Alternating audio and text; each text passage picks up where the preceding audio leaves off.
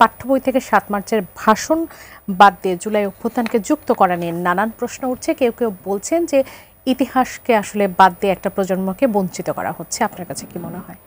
না, আমাকে সেটা মনে হয় না। ৭ই মার্চের যে ভাষণ, এটা একটা অনবদ্য ইতিহাস। রাজনীতি একটা কবিতা, এটা বইতে থাকলেও বা না থাকলেও তাতে কিছু আসে যায় না।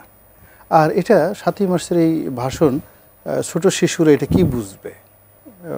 এমনকি যারা ঠিক ওই খুব উচ্চ মার্গের রাজনৈতিক নেতা, সিদ্ধান্ত দিবেন বা রাজনীতির দার্শনিক, তাদের জন্য এটা পাঠ্য।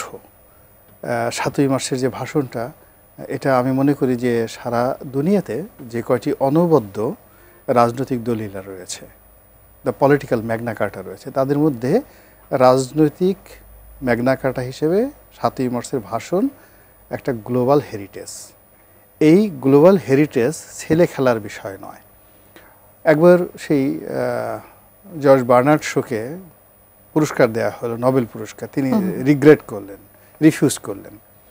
তো সবাই জিজ্ঞেস করলো যে কী ব্যাপার, আপনি নোবেল পুরস্কার এভাবে রিগ্রেট করলেন? বলে যে আমাকে যারা নোবেল পুরস্কার সিলেক্ট করেছে, আমার কাছে মনে হয় না যে তারা আমার বই পড়েছে বা আমার জ্ঞান, আমার মেধা, আমার যে যোগ্যতা, এটা অনুধাবন করার মতো তাদের সেই ম্যাচুরিটি আছে। ফলে যে আমাকে মূল্যায়ন না করে যে পুরস্কার দেওয়া হয়েছে, আমার সাথে জ্ঞানী লোক যদি আমাকে পুরস্কার দিতে, আমি সেটা গ্রহণ করতে পারতাম। তো একইভাবে ৭ই মার্চের ভাষণ ধারণ করা, সেটাকে সমালোচনা করা, সেটাকে পাঠ করা, সেটাকে প্রমোট করা, সেটাকে শিক্ষা দেওয়ার জন্য যে ম্যাচুরিটি দরকার, যে পলিটিক্যাল যে এনভায়রনমেন্টটা দরকার, সেটা এই বাংলাদেশে নাই। বরং আমি মনে করি যে আওয়ামী লীগ জমানাতে এটাকে যে পাঠ্যপুস্তকে অন্তর্ভুক্ত করা হয়েছে, ইট ওয়াজ এ রং ডিসিশন। এটা দরকার ছিল না।